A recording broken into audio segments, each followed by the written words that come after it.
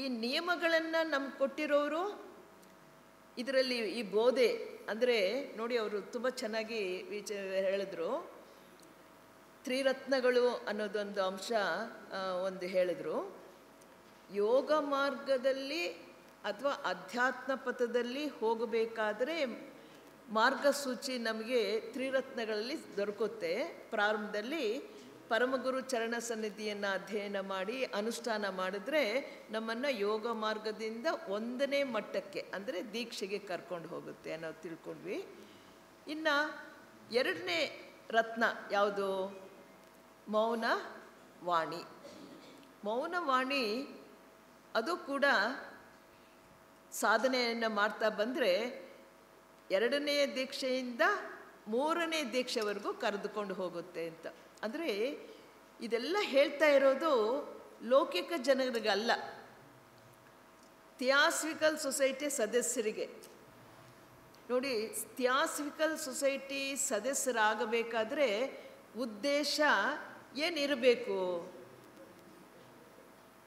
ಇಲ್ಲೇನೋ ಆಧ್ಯಾತ್ಮ ಪ್ರವಚನ ನಡೆಯುತ್ತೆ ಕೇಳ್ಕೊಂಬರೋಣ ಅಂತ, ಇಲ್ಲ ನಾವು ಅಡಿಯಾರ್ಗೆ ಹೋಗಬೇಕು, ಅಲ್ಲಿ ಒಳ್ಳೆ ಪುಣ್ಯಕ್ಷೇತ್ರ ಅಲ್ಲ ಎಲ್ಲ ಸುತ್ಕೊಂಡು ಬರ್ಬೋದು ಅನ್ನೋ ಉದ್ದೇಶ ಇಟ್ಕೊಂಡವ್ರಿಗಲ್ಲ. ಥಿಯಾಸಫಿಕಲ್ ಸೊಸೈಟಿಯನ್ನು ಸ್ಥಾಪನೆ ಮಾಡಿರುವುದೇ ಇಡೀ ಮಾನವ ಕೋಟಿಯ ಉದ್ಧಾರಕ್ಕಾಗಿ. ಉದ್ಧಾರ ಅಂದ ತಕ್ಷಣ ಅವರು ಆ ಮಾನವ ಎಲ್ಲಿಂದ ಬಂದೆ ಅನ್ನೋದನ್ನು ಪಿಟ್ಗೆ ಹಾಕಿದ್ರು. ನಿಜವಾಗ ನಮ್ಮ ಸ್ವರೂಪವನ್ನು ತಿಳ್ಕೊಳ್ಬೇಕು. ನಾವು ಯಾರು ಅಂತ ಹೇಳಿದ್ರು? ಈಗ ನಾವೆಲ್ಲರೂ ಮಾನವರಾಗಿದ್ದೀವಲ್ಲ, ನಾವು ಯಾರು, ಎಲ್ಲಿಂದ ಬಂದಿದ್ವಿ ಮೊದಲು ತಿಳ್ಕೊಳ್ಬೇಕಾದ್ದು. ನಾವು ಯಾರು? ನೀವು ಅವ್ರ ಭಾಷಣ ಕೇಳಿದರೆ ಹೇಳಬೇಕು. ಏನು ಹೇಳಿದ್ರು?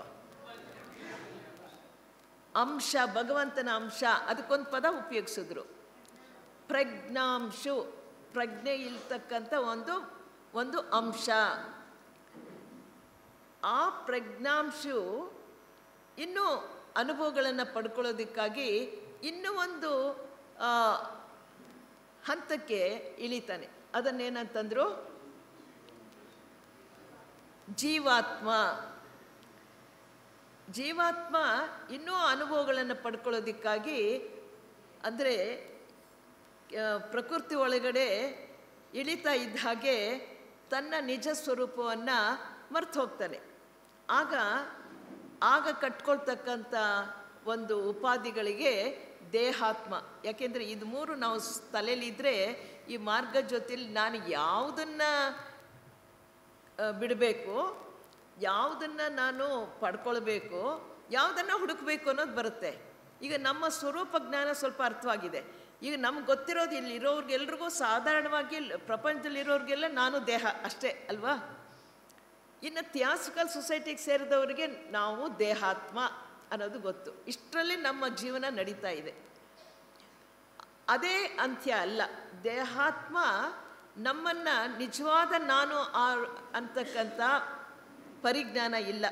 ಯಾಕೆ ಅಂತಂದರೆ ಆ ಪ್ರಜ್ಞೆ ಆ ಪರಮಾತ್ಮನಿಂದ ಬಂದಿರೋ ಕಿಡಿ ಚೈತನ್ಯ ಅಂತ ಹೇಳಿ, ಪ್ರಜ್ಞೆ ಅಂತ ಹೇಳಿ, ಈ ಒಂದು ಪ್ರಕೃತಿ ಒಳಗಡೆ ಪ್ರವೇಶ ಮಾಡ್ತಾ ಇದ್ದ ಹಾಗೆ ಏನಾಗುತ್ತೆ, ತನ್ನ ಸ್ವರೂಪವನ್ನು, ನಿಜವಾದ ಸ್ವರೂಪ, ರಿಯಲ್ ನಾವು ಯಾರು, ಆತ್ಮ. ಆದರೆ ಈ ಪ್ರಕೃತಿ ಒಳಗಡೆ ಪ್ರವೇಶ ಮಾಡ್ತಿದ್ದಾಗೆ ಪ್ರಕೃತಿಯ ಮುಖಾಂತರ ಅಂದರೆ ಉಪಾಧಿಗಳ ಮುಖಾಂತರ ವ್ಯಕ್ತವಾದಾಗ ನನ್ನ ಸ್ವರೂಪ ಮರೆತು ನಾನು ಈ ದೇಹ, ನಾನು ಕಾಮದೇಹ, ನನ್ನ ಭಾವನೆಗಳು, ನನ್ನ ಯೋಚನೆಗಳು ಅನ್ನೋದು ಬರುತ್ತೆ. ಏನಾಯಿತು? ನಿಜ ಸ್ವರೂಪ ನಮಗೆ ಗೊತ್ತಾಗಲಿಲ್ಲ. ಈಗ ನಮ್ಗೆ ಇನ್ನೂ ನಿಜವಾದ ಸ್ವರೂಪ ಗೊತ್ತಾಗಿಲ್ಲ. ನಾನು ಅಂತ ಹೇಳ್ತೀವಿ. ಇದಕ್ಕೇನಂತ ಹೇಳಿದ್ರು? ಅವ್ರು ಹೇಳಿದ ವಿಚಾರದಲ್ಲಿ ಏನಂತ ಹೇಳಿದ್ರು? ಯಾಕೆ ನಮಗೆ ಈ ಮಾರ್ಗದಲ್ಲಿ, ಯೋಗ ಮಾರ್ಗದಲ್ಲಿ ಹೋಗಬೇಕಾದ್ರೆ ನಾವು ಎಲ್ಲಿದ್ದೀವಿ? ಅಜ್ಞಾನದಲ್ಲಿದ್ದೀವಿ. ಏನು ಅಜ್ಞಾನ ಇದೆ ನಮಗೆ? ನಮ್ಮ ನಿಜವಾದ ಸ್ವರೂಪ ಗೊತ್ತಿಲ್ಲ. ನಾವು ತಿಳ್ಕೊಂಡಿರೋದೇನು? ದೇಹವೇ ನಾನು ಅಂತಕ್ಕಂಥ ಭ್ರಮಿಸಿ ಇದೇ ನಾನು ಅಂತಕ್ಕಂಥ ಸಿಕ್ಕಾಕೊಂಡಿರೋದ್ರಿಂದ ನಾವು ಕತ್ತಲೆ ಮಾರ್ಗದಲ್ಲಿ ಹೋಗ್ತಾ ಇದ್ದೀವಿ. ಎಲ್ಲಿದ್ದೀವಿ? ಪ್ರವೃತ್ತಿ ಮಾರ್ಗದಲ್ಲಿದ್ದೀವಿ. ಪ್ರವೃತ್ತಿ ಅಂತಂದರೆ ಈ ದೇಹ ನಾನು ಅಂತಕ್ಕಂಥ ಭಾವನೆಯಿಂದ ನಾವು ಈ ನಿಜವಾದ ಸ್ವರೂಪವನ್ನು ಮರೆತು ನಮ್ಮ ಈ ಪ್ರವೃತ್ತಿ ಮಾರ್ಗದಲ್ಲಿ ಬದುಕ್ತಾ ಇದ್ವಿ. ಹೇಗೆ ಬದುಕ್ತಾ ಇದ್ವಿ? ದೇಹಾತ್ಮ ದೃಷ್ಟಿಯಿಂದ ಬದುಕ್ತಾ ಇದ್ದೀವಿ. ಇದನ್ನು ಕತ್ತಲೆಯ ಮಾರ್ಗ. ಹೌದಾ? ಎಷ್ಟು ಬೆಳಕಿದೆ ಅಂತಲ್ಲ. ನಾವು ಯಾವುದು ನಿಜವಾದ ನಮ್ಮ ಸ್ವರೂಪ ಗೊತ್ತಿಲ್ಲದೆ ನಾನು ಯಾವುದಲ್ವೋ ಅದೇ ನಾನು ಅಂತ ಭ್ರಮಿಸಿ ಅದರಲ್ಲೇ ಅಜ್ಞಾನದಿಂದ ಹೋಗ್ತಾ ಇದ್ದೀವಲ್ಲ, ಅದನ್ನೇ ಇಲ್ಲಿ ಪ್ರವೃತ್ತಿ ಮಾರ್ಗದಲ್ಲಿ ಸಿಕ್ಕಾಕೊಂಡಿದ್ದೀವಿ, ಅಜ್ಞಾನದಲ್ಲಿದ್ದೀವಿ. ಅಜ್ಞಾನದಿಂದ ನಿಜವಾದ ಜ್ಞಾನ ಪಡ್ಕೊಳ್ಳೋದಕ್ಕಾಗಿ ಥಿಯಾಸಫಿಕಲ್ ಸೊಸೈಟಿ ಪ್ರಾರಂಭವಾಗಿ ಎಲ್ಲರೂ ಕೂಡ ನಮ್ಮ ನಿಜ ಸ್ವರೂಪವನ್ನು ತಿಳ್ಕೊಂಡು ಎಲ್ಲಿಂದ ಬಂದುವೋ ಅದನ್ನು ಮರೆತು ಎಲ್ಲಿ ಏನು ಈಗ ಜೀವಿಸ್ತಾ ಇದ್ವೋ ಇದೇ ನಾನು ಅಂತ ಭ್ರಮೆಯಲ್ಲಿ ಇದೀವೋ ಈ ಅಜ್ಞಾನದ ಕತ್ತಲಲ್ಲಿ ಬದುಕ್ತಾ ಇರೋದ್ರಿಂದ ಜ್ಞಾನದ ಕಡೆಗೆ, ಸುಜ್ಞಾನದ ಕಡೆಗೆ ಮತ್ತೆ ನಾವು ಹಿಂತಿರುಗಿ ಹೋಗೋದಕ್ಕಾಗಿ ಮಾರ್ಗದರ್ಶನ ಕೊಡೋದಕ್ಕಾಗಿ ಈ ತ್ರಿರತ್ನಗಳು ಕೊಟ್ಟಿದ್ದಾರೆ. ಅದರಲ್ಲಿ ಬಹಳ ಶ್ರೇಷ್ಠವಾದ್ದು ನಾವು ಇದನ್ನು ಹೇಳ್ತಾರೆ ದೀಕ್ಷೆಗಳಂತೂ. ನಾವು ಸದ್ಯಕ್ಕೆ ನಮ್ಮ ದೀಕ್ಷೆಗಳು ಅನ್ನೋದಕ್ಕಿಂತ ನಾನು ಸರಳವಾದ ರೀತಿಯಲ್ಲಿ ನಾವೆಲ್ಲರೂ ಥಿಯಾಸಫಿಕಲ್ ಸೊಸೈಟಿಗೆ ಸೇರಿದವರು, ಅಧ್ಯಾತ್ಮ ಮಾರ್ಗದಲ್ಲಿ ಪ್ರವೇಶ ಮಾಡಲಿಕ್ಕೆ ಬಯಸಿದವರು. ಇಬ್ಬರಿದ್ದಾರೆ ಅಂತ ಹೇಳಿದ್ರು, ನೀವು ಅವ್ರ ಭಾಷಣ ಕೇಳ್ಕೊಂಡಿದ್ರೆ. ನಾವು ಯಾರು? ಥಿಯಾಸಫಿಕಲ್ ಸೊಸೈಟಿಗೆ ಸೇರಬೇಕಾದ್ರೆ ಏನು ಉದ್ದೇಶ ಇರಬೇಕು? ಮೆಂಬರ್ ಆಗಿಬಿಟ್ರೆ ಅಡಿಯಾರ್ಗೆ ಹೋಗ್ತೀವಿ, ಒಳ್ಳೆ ಕಿವಿಗೆ ಹಿಂಪಾಗಿರ್ತಕ್ಕಂಥ ಆನಂದ ಕೊಡ್ತಕ್ಕಂಥ ವಿಚಾರ ಹೇಳ್ತಾರೆ ಅಂತ ಬರ್ತೀವೋ, ನಿಜವಾಗ್ಲೂ ನಾನು ಏನಾಗಬೇಕು ಅಂತ ಸೇರಿದ್ವಿ? ಮುಖ್ಯವಾದಂಥ ಉದ್ದೇಶ ಮಾನವ ತನ್ನ ಸ್ವರೂಪವನ್ನು ತಿಳ್ಕೊಂಡು ಕತ್ತಲೆಯಿಂದ ಬೆಳಕಿನ ಕಡೆಗೆ ಹೋಗಬೇಕು. ಆ ಬೆಳಕಿನ ಕಡೆಗೆ ಹೋಗಬೇಕಾದ್ರೆ ಜ್ಞಾನ ಮಾರ್ಗ ನಮ್ಗೆ ತೋರಿಸ್ಕೊಡೋರು ಬೇಕು, ಮಾರ್ಗದರ್ಶಕರು ಬೇಕು. ಆ ಒಂದು ಸಾಹಿತ್ಯ ನಮ್ಮಲ್ಲಿ ಇದೆ. ನಾವು ಅಂದರೆ ನಾವೆಲ್ಲರೂ ಕೂಡ ಅಧ್ಯಾತ್ಮ ಮಾರ್ಗದಲ್ಲಿ ಹೋಗಬೇಕು ಅಂತ ಬಯಸಿ ಬಂದವರು. ಹೌದಾ? ಒಪ್ಕೊಳ್ತೀರಾ? ಥಿಯಾಸಫಿಕಲ್ ಸೊಸೈಟಿಗೆ ಸೇರಬೇಕಾದ್ರೆ ಅಧ್ಯಾತ್ಮ ಮಾರ್ಗದಲ್ಲಿ ಹೋಗಬೇಕು ಅಂತ ಬಯಸಿ ಬಂದ್ರೇ ನಾವು ಏನಾದರೂ ಈ ಜ್ಞಾನ ಮಾರ್ಗದಲ್ಲಿ ಹೋಗಲಿಕ್ಕೆ ಸಾಧ್ಯ.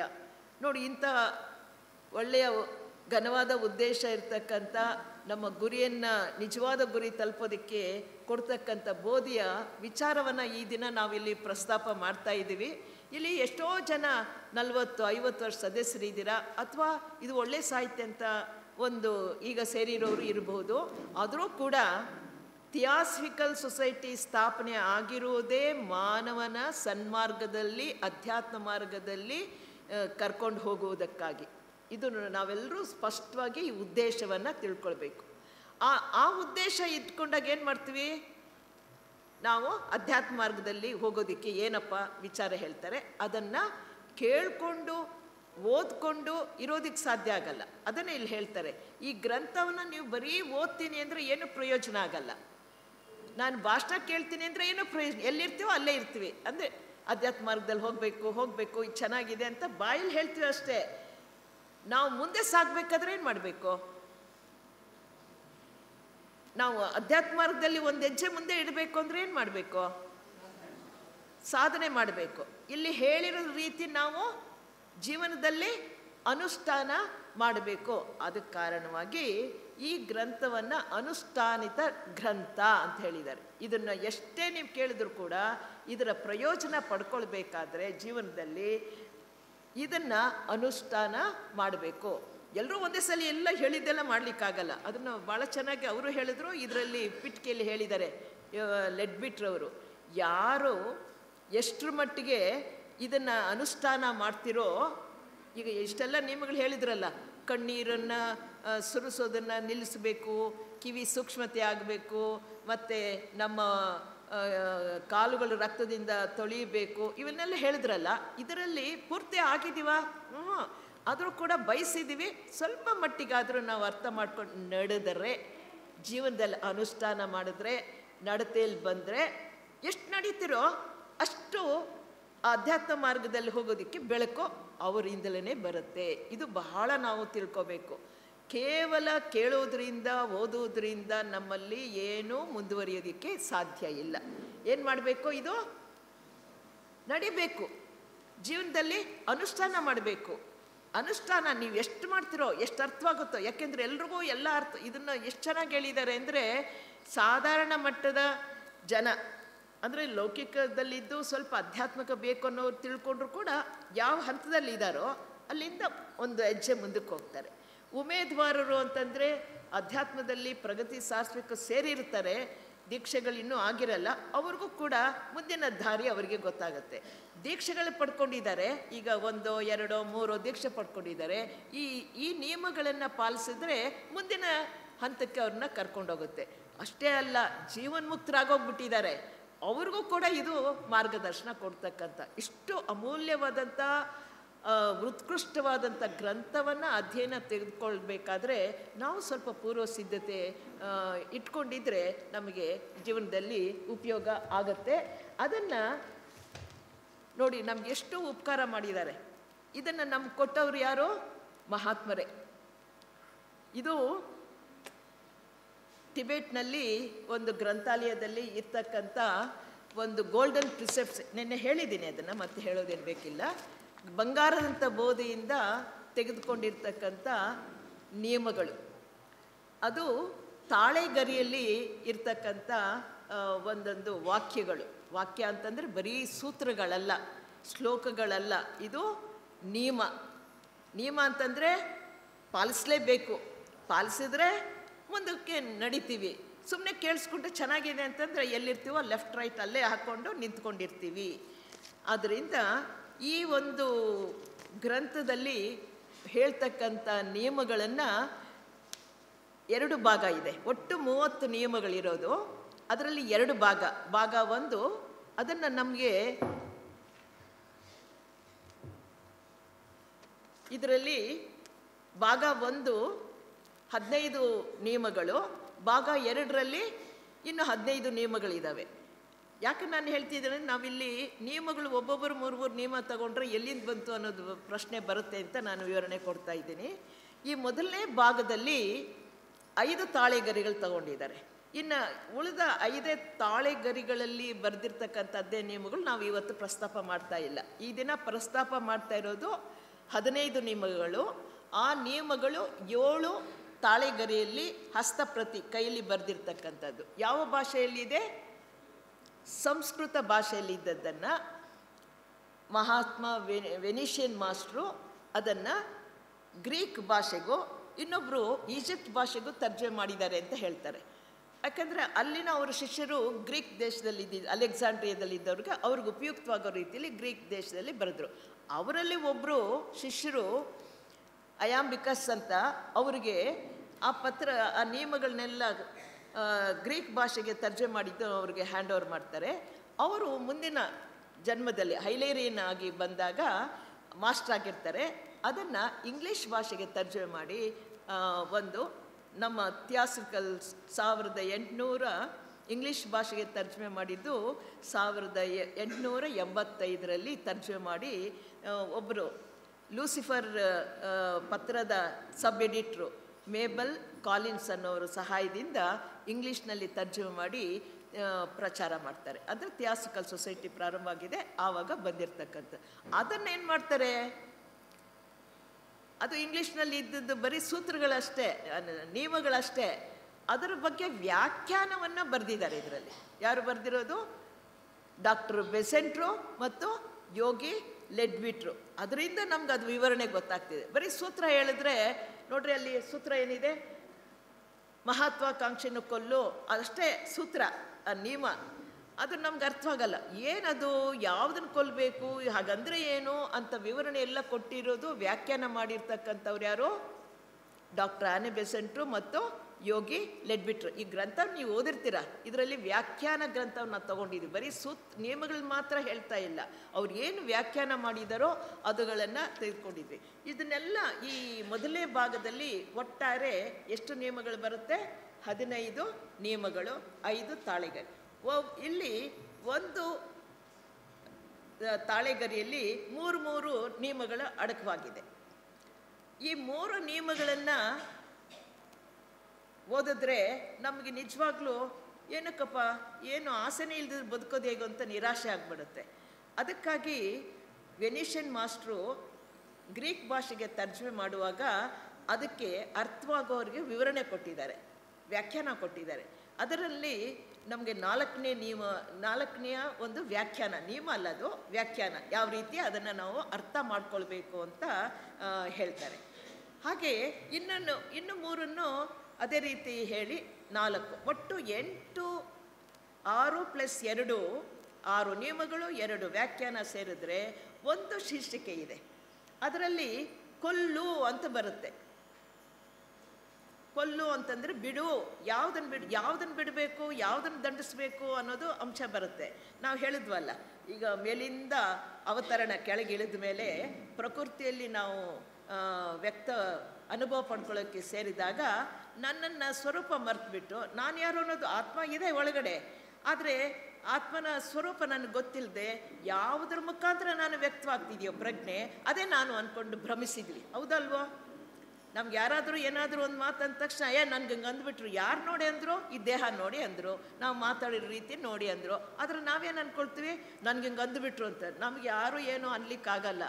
ಅಂಥ ಒಂದು ಶಕ್ತಿ ಸಾಮರ್ಥ್ಯ ಇರ್ತಕ್ಕಂಥ ನಿಜ ಸ್ವರೂಪ ನಮಗೆ ಗೊತ್ತಿಲ್ಲದೆ ಇರೋದ್ರಿಂದ ನಾವು ನೋವಿಗೆ, ಬಾಧೆಗೆ ಅದಕ್ಕೆ ಈಡಾಗ್ತಾ ಇದ್ವಿ. ಅದನ್ನು ನಾವು ಕೊಲ್ಲಬೇಕು. ಈಗ ಇಬ್ಬರು ಆ ವಿಚಾರದಲ್ಲಿ ಮಾತಾಡ್ತೀವಿ. ಮೊದಲೇ 3 ನಿಯಮಗಳನ್ನು ನಾನು ಮಾತಾಡಿದ್ರೆ, ಇನ್ನು 2ನೇ ಪತ್ರದ 2ನೇ ತಾಳೆಗರಿಯಲ್ಲಿರೋ 3 ನಿಯಮಗಳನ್ನು ಸೋದರ ವಸ್ತ್ರದವರು ಮಾತಾಡ್ತಾರೆ. ಇಲ್ಲಿ ಏನು ಮಾಡೋದು, ಈ 6 ಸೂತ್ರಗಳನ್ನು ಏನು ಕೊಲ್ಲು ಅಂದರೆ ಏನು ಕೊಲ್ಲಬೇಕು, ಯಾವುದನ್ನು ನಾವು ಬಿಡಬೇಕು, ದೇಹಾತ್ಮ ಸ್ವಭಾವವನ್ನು ಬಿಡಬೇಕು. ಅದರಲ್ಲಿ ಉಳಿದದ್ದು 8 ಅಂದರೆ 2 ತಾಳೆಗರಿಯಲ್ಲಿರ್ತಕ್ಕಂಥದ್ದು ಅಪೇಕ್ಷಿಸು. ಇದನ್ನು ಕೊಂದರೆ ಯಾವುದನ್ನು ನಾವು ಬೆಳೆಸ್ಕೊಳ್ಬೇಕು, ಯಾವುದನ್ನು ಪಡ್ಕೊಳ್ಬೇಕು, ಅಂತರಾತ್ಮನ ಶಕ್ತಿ ಸಾಮರ್ಥ್ಯಗಳನ್ನು ಪಡ್ಕೊಳ್ಬೇಕು. ಅದನ್ನು ಪಡ್ಕೊಳ್ಳೋದಕ್ಕೆ ಏನು ಮಾಡಬೇಕು, ದಾರಿನ ಹುಡುಕು. ನೋಡಿ, ಇಷ್ಟು ವಿಚಾರಗಳನ್ನು ನಾವು ಈ ಒಂದು 2 ದಿನ, ನಿನ್ನೆ ಪ್ರಾಸ್ತಾವಿಕ ಆಯಿತು, ಇಂಟ್ರಡಕ್ಷನ್ ಆಯಿತು, ಇವತ್ತು ನಾಳೆ ಈ ವಿಚಾರವನ್ನು ತಿಳಿತೀವಿ. ನಿಮ್ಗೆ ಅರ್ಥವಾಗಿದೆ ನೋಡ್ರಿ, ಅಲ್ಲಿ ನಾನು ಬರೆದಿದ್ದೀನಿ. ಒಟ್ಟು 15 ನಿಯಮಗಳು. 15 ನಿಯಮಗಳಲ್ಲಿ 3 ವಾಕ್ಯಗಳು, ನಮ್ಮ ಕ್ಯಾಪ್ಷನ್ ಅಂತ ಹೇಳ್ತೀವಲ್ಲ, ನಮ್ಮನ್ನು ಅಟ್ರಾಕ್ಟ್ ಮಾಡ್ತಕ್ಕಂಥ 3 ಶಬ್ದಗಳಿದೆ. ಒಂದು ಕೊಲ್ಲು, ಬಿಡು, ನಾಶ ಮಾಡು ಅಂತ. ಇನ್ನೊಂದು ಬಯಸು, ಅಪೇಕ್ಷಿಸು, ಅದನ್ನು ಸಂಪಾದಿಸು, ಅದನ್ನು ಬೆಳೆಸ್ಕೋ ಅಂತ ಹೇಳ್ತಕ್ಕಂಥದ್ದು ಇನ್ನೊಂದು ಭಾಗ.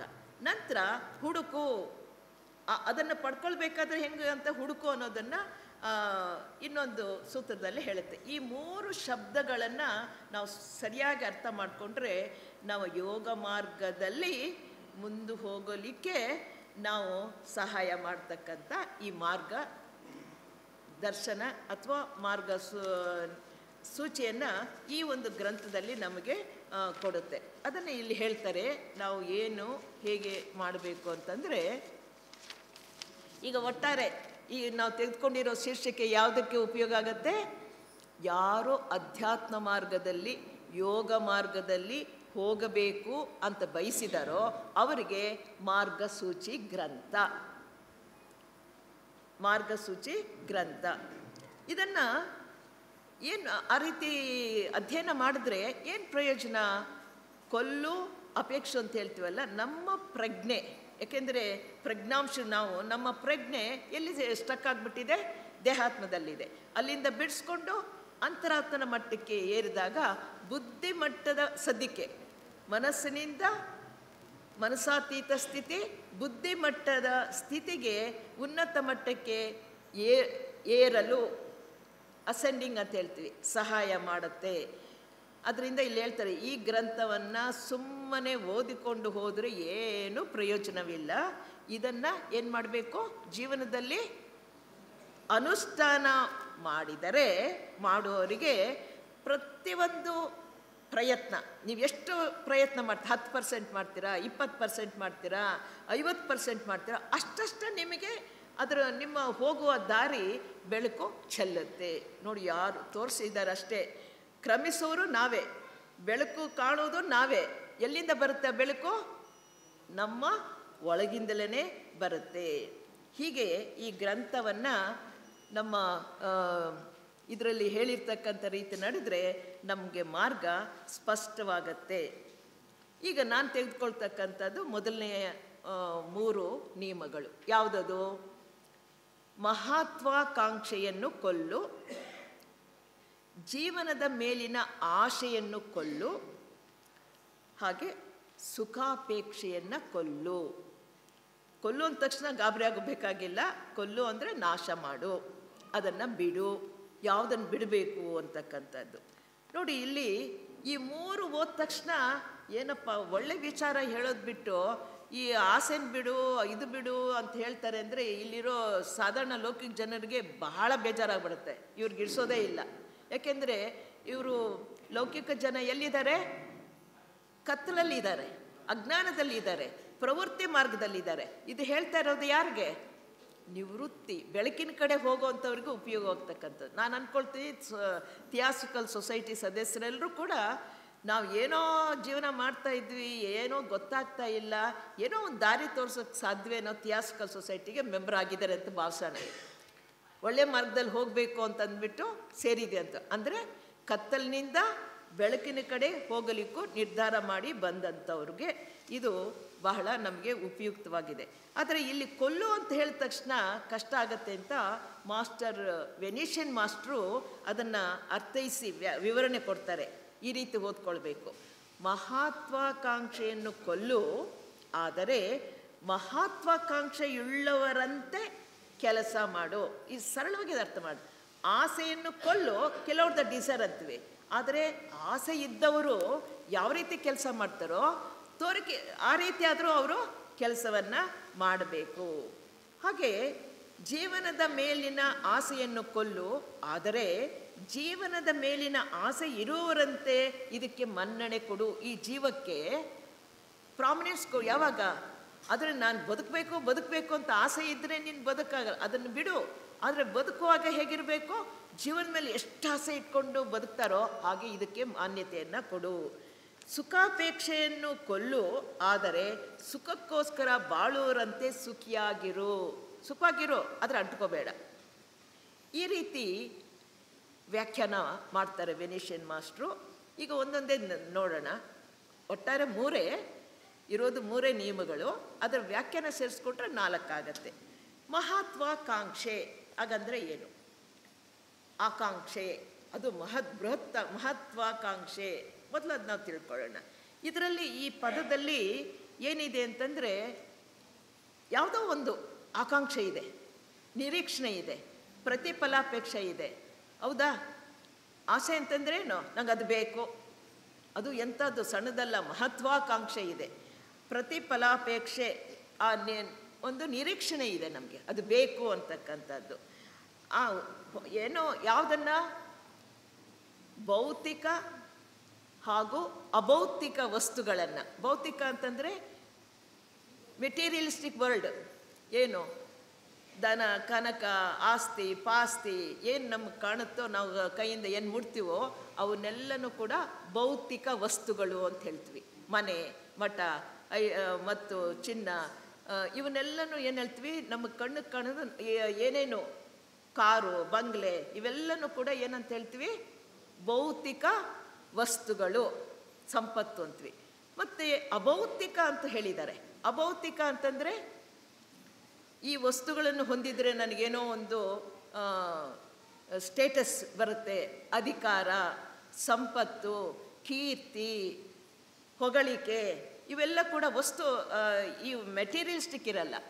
ಭಾವನೆ ರೂಪವಾಗಿ ನಮ್ಮಲ್ಲಿ ಏನೋ ಒಂದು ಉದ್ವೇಗನ ಹೊಂದಿದ್ದೀನಿ ಅಂತಕ್ಕಂಥ ಒಂದು ಭಾವನೆ ನಮ್ಮಲ್ಲಿ ಉಂಟಾಗುತ್ತಲ್ಲ, ಅದನ್ನು ಅಭೌತಿಕ. ಅಧಿಕಾರ ಅಥವಾ ನಮ್ಮಲ್ಲಿ ಒಂದು ಕೀರ್ತಿ, ಫಸ್ಟ್ ರ್ಯಾಂಕ್ ಬಂದುಬಿಟ್ಟೆ ಕೀರ್ತಿಶೇಷರು ಅಂತೇಳಿ, ಇದು ಕೂಡ ಬೇಕು ಅಂತ ಬಯಸೋದೇನೆ. ಇವುಗಳನ್ನು ಬಯಸುವಂಥದ್ದು, ಆ ನಿರೀಕ್ಷಣೆ ಇರ್ತಕ್ಕಂಥದ್ದಕ್ಕೆ ಮಹತ್ವಾಕಾಂಕ್ಷೆ. ಇದು ಯಾಕೆ ಹಿಂಗೆ ಮಾಡ್ತೀವಿ ಅಂತಂದರೆ ನೋಡಿ, ಇದು ಬಿಗಿನಿಂಗಲ್ಲಿ ಬೇಕು. ಆಸೆ ಅನ್ನೋದು, ಡಿಸೈರ್ ಅನ್ನೋದು ಡ್ರೈವಿಂಗ್ ಫೋರ್ಸ್ ಅಂತ ಹೇಳ್ತೀವಿ. ಈಗ ಮಲಗಿರ್ತಕ್ಕಂಥ ತಮೋಗುಣ ಇರ್ತಕ್ಕಂಥವ್ರಿಗೆ ಏನೋ ಯಾರೋ ತಂದಾಕ್ತಾರೆ, ಒಂದು ತಿಂದ ಬಿದ್ಕೊಳ್ತಾರೆ, ಏನೋ ಲೆಥರ್ಜಿಕ್ ಆಗಿರ್ತಾರೆ. ಅಂಥವ್ರಿಗೆ ನೋಡು, ನಿನಗೆ ಈ ಥರದ್ದು ವಸ್ತು ಕೊಡ್ತೀನಿ, ಈ ಕೆಲಸ ಮಾಡು, ನೀನು ಈ ಕೆಲಸ ಮಾಡಿದ್ರೆ ನಾನು ನಿನಗೆ ಊಟ ಕೊಡ್ತೀನಿ ಅಥವಾ ಕುಡಿಯೋದು ಕೊಡ್ತೀನಿ ಏನೋ ಅಂತ ಆಸೆ ತೋರಿಸಿದ್ರೆ ಆಯ್ತಪ್ಪ ಅದೇನೋ ಕೊಡ್ತಾರೆ. ಈಗ ಅದು ಕೆಳಮಟ್ಟಕ್ಕೆ. ಈಗ ಮಕ್ಕಳಿಗೆ ನೀನು ಫಸ್ಟ್ ರ್ಯಾಂಕ್ ಬಂದರೆ ನೀನು ಸೈಕಲ್ ಕೊಡಿಸ್ತೀನಿ ಅಂತ ಆಸೆ ಹುಟ್ಟಿಸಿದ ತಕ್ಷಣ ಭಾಳ ನಮ್ಮಪ್ಪ ನಮಗೆ ಇದನ್ನೆಲ್ಲ ಕೊಡಿಸ್ತಾರೆ ಅಂತ ಒಂದು ಆಸೆಯಿಂದ ಮಾಡ್ತೀವಿ. ಅದು ಏನಾಗುತ್ತೆ, ಮುಂದಕ್ಕೆ ತಳ್ಳೋದಕ್ಕೆ ಡ್ರೈವಿಂಗ್ ಫೋರ್ಸ್ ಅಂತ ಹೇಳ್ತೀವಿ. ಅದು ಬೇಕು, ಒಂದು ಹಂತದಲ್ಲಿ ಬೇಕು, ಬಿಗಿನಿಂಗ್ ಬೇಕು. ಆಸೆನೇ ಇಲ್ಲ ಅಂದರೆ ಮುಂದಕ್ಕೆ ಹೋಗೋದಕ್ಕಾಗಲ್ಲ. ಆದರೆ ಲೌಕಿಕದಲ್ಲಿ ಒಂದು ಹಂತದಿಂದ ಮುಂದೆ ಹಂತಕ್ಕೆ ಹೋಗ್ಬೇಕಾದ್ರೆ ಬೇಕು. ಆದರೆ ಅದು ಸಂಪಾದನೆ ಮಾಡಿದ್ರೆ ಅಲ್ಲೇ ನಿಂತ್ಕೊಂಡ್ಬಿಟ್ಟು ಇನ್ನೂ ಬೇಕು ಬೇಕು ಅಂತಂದರೆ ಇಷ್ಟು ದೊರಕಿದರೆ ಮತ್ತಷ್ಟು ಬೇಕೆಂಬ ಆಸೆ, ಅದರಂತ ಇನ್ನೂ ಬೇಕು ಬೇಕಂತ ಕೂಡ ಹಾಕ್ಕೊಳ್ತಾ ಇದ್ದರೆ ಅದಕ್ಕೊಂದು ಎಂಡ್ ಇರಬೇಕಲ್ವ. ಆದ್ದರಿಂದ ಇಲ್ಲಿ ಯಾಕೆ ನಾವು ಬಯಸ್ತೀವಿ ಅಂತಂದರೆ, ಮೊದಲು ಸಂಪಾದನೆ ಮಾಡಿದಾಗ ಏನಾಗುತ್ತೆ, ಆಮೇಲೆ ನನ್ನನ್ನು ಎಲ್ಲರೂ ಗುರುತಿಸ್ಬೇಕು, ಅಧಿಕಾರ ಯಾಕೆ ಬೇಕು, ಕೀರ್ತಿ ಯಾಕಬೇಕು, ನಾ ಫಸ್ಟ್ ರ್ಯಾಂಕ್ ಬಂದರೆ ಎಲ್ಲರ ಮುಂದೆ ನನಗೊಂದು ಇದು ಹೇಳ್ತಾರೆ ಅಂತ ಹೆಗ್ಗಳಿಕೆ ಅನ್ನೋದು ಒಂದು ಅಭಿಮಾನ, ಎಲ್ಲರೊಂದು ನನ್ನನ್ನು ಗುರುತಿಸ್ತಾರೆ.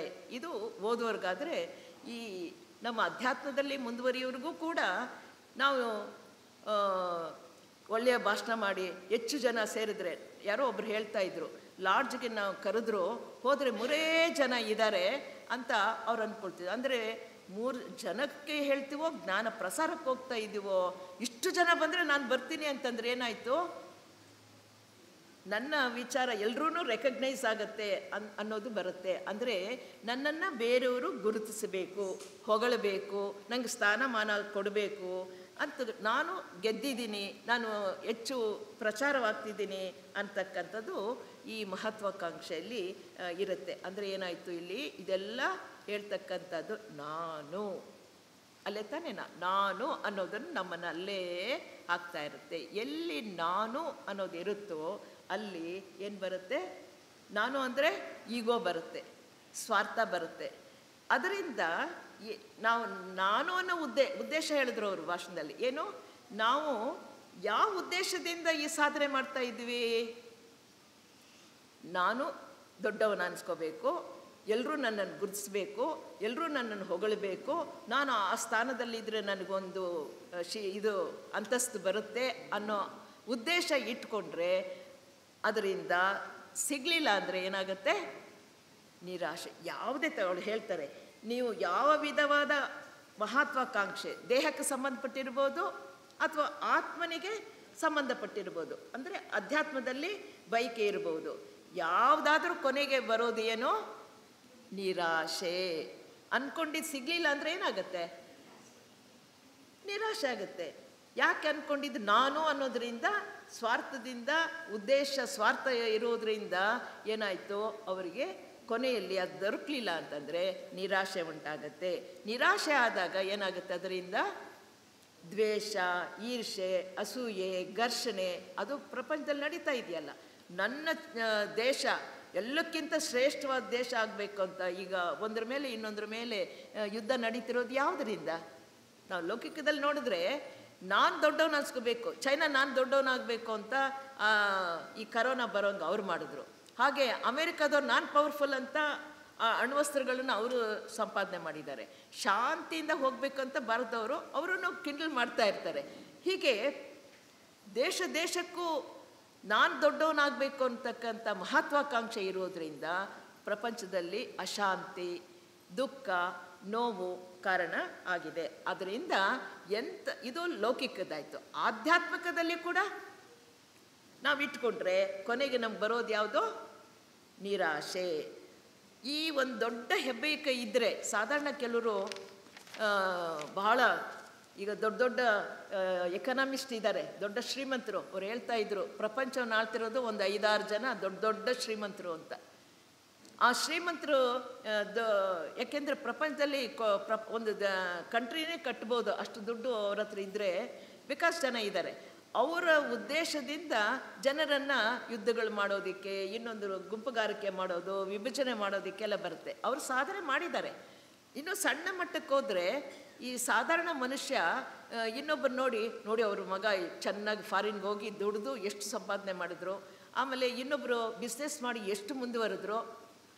ಎಲ್ಲರೂ ಇತಿಹಾಸ ತಗೊಂಡ್ರೆ ಬಿಗಿನಿಂಗಲ್ಲಿ ಎಲ್ಲೋ ಸಾಧಾರಣ ಒಂದು ಜೀವನಕ್ಕೆ ಎಷ್ಟು ಬೇಕೋ ಅಷ್ಟು ಮಾಡ್ತಾಯಿದ್ರು. ಆದರೆ ಈ ಯಾವ ರೀತಿ ಮನಸ್ಸನ್ನು ಬೆಳೆಸ್ಕೊಳ್ಬೇಕು ಅನ್ನೋದನ್ನು ಕಲಿತಾ ಬಂದ ಮೇಲೆ ದೊಡ್ಡ ಶ್ರೀಮಂತರಾಗಿ ಏನಾಗುತ್ತೆ, ಆಸೆಗೆ ನಿರಂತರವಾಗಿ ಇರಲ್ಲ.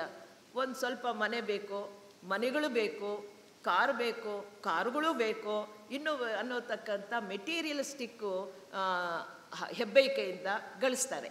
ಇದನ್ನು ಏನು ಹೇಳ್ತೀವಿ, ಒಂದು ಹಂತದಲ್ಲಿ ಇರ್ತಕ್ಕಂಥ ಮಹತ್ವಾಕಾಂಕ್ಷೆ. ಇವರು ಏನು ಮಾಡ್ತಾರೆ, ತುಂಬ ಸ್ವಾರ್ಥಿಗಳಾಗಿರ್ತಾರೆ, ಯಾರ ಬಗ್ಗೆನೂ ಯೋಚನೆ ಮಾಡಲ್ಲ. ನಾನುಂಟ ಬಡ್ಡಿ ವ್ಯಾಪಾರ ಮಾಡ್ಬೋದು, ಬಿಸ್ನೆಸ್ ಮಾಡ್ಬೋದು, ಅಥವಾ ಒಂದು ಆರ್ಗನೈಸ್ಗಿಂತ ವಸ್ತುಗಳನ್ನು ಆಸ್ತಿಯನ್ನು ಪಡ್ಕೊಳ್ಳೋದಕ್ಕೆ ಇರ್ತಕ್ಕಂಥವ್ರನ್ನ ಒಂದು ಹಂತದ ಮಹತ್ವಾಕಾಂಕ್ಷೆ. ಇದರಿಂದ ಏನಾಯಿತು, ಅದು ಆಸೆ ಪೂರ್ಣಗೊಳ್ಳಲಿಲ್ಲ, ನಿರಾಶೆ ಆಯಿತು, ದುಃಖ ಆಯಿತು, ತೃಪ್ತಿ ಇಲ್ಲ. ಮುಖ್ಯವಾಗಿ ಹೇಳೋದಾದರೆ ಈಗ ಮನುಷ್ಯನಿಗೆ ಬದುಕೋದಿಕ್ಕೆ ಎಷ್ಟು ಬೇಕು? ಇರೋದಕ್ಕೊಂದು ಮನೆ, ತಿನ್ನೋದಕ್ಕೆ ಸ್ವಲ್ಪ ಆಹಾರ, ಇನ್ನು ಕೈಯಲ್ಲಾದಷ್ಟು ಜೀವನ ಮಾಡೋದಕ್ಕಾಯ್ತು. ಅಷ್ಟರಲ್ಲಿ ತೃಪ್ತಿ ಇದ್ದರೆ, ಎಷ್ಟಿದ್ರೆ ಅಷ್ಟು ಜೀವನ ಮಾಡ್ತೀವಿ. ಹಂಗೆ ಮಾಡ್ಕೊಳ್ತೀವ? ತಿಂದು ಉಂಡು ಮಲಗಿ ಬೇಕಾದಷ್ಟು ಕೊಡೋಕ್ಕಿದ್ರೂ ಕೂಡ ತೃಪ್ತಿ ಇಲ್ಲ. ಇಷ್ಟು ಬಯಸಿ ಬಂದಿರ್ತಕ್ಕಂಥ ಒಂದು ಸ್ಟೇಜ್. ಇಲ್ಲಿ ಯಾರು ನಾನು ಅಧ್ಯಾತ್ಮ ಮಾರ್ಗದಲ್ಲಿ ಮುಂದುವರಿಬೇಕು ಅಂತಕ್ಕಂಥದ್ದು ನಮ್ಮನ್ನು ಆಕರ್ಷಿಸಿ ಥಿಯಾಸಫಿಕಲ್ ಸೊಸೈಟಿಗೆ ಸೇರಿದ್ದೀವಿ ಅಂತ ಇಟ್ಕೊಳ್ಳೋಣ. ನಾವು ಈಗ 3ನೇ ಹಂತದಲ್ಲಿ ಇದ್ದೀವಿ ಅಂತ ಇಟ್ಕೊಳ್ಳೋಣ. ಇಲ್ಲಿ ಆವಾಗ ಈ ಅಧ್ಯಾತ್ಮ ಮಾರ್ಗದಲ್ಲಿ ಬಂದ ಮೇಲೆ ಸ್ಥೂಲ ಪ್ರಪಂಚದ ಆಕರ್ಷಣೆ ಹೆಚ್ಚಿರಲ್ಲ, ಎಲ್ಲೋ ಸ್ವಲ್ಪ ಇರುತ್ತೆ, ಪರ್ಸೆಂಟೇಜು ಕಡಿಮೆ ಆಗುತ್ತೆ.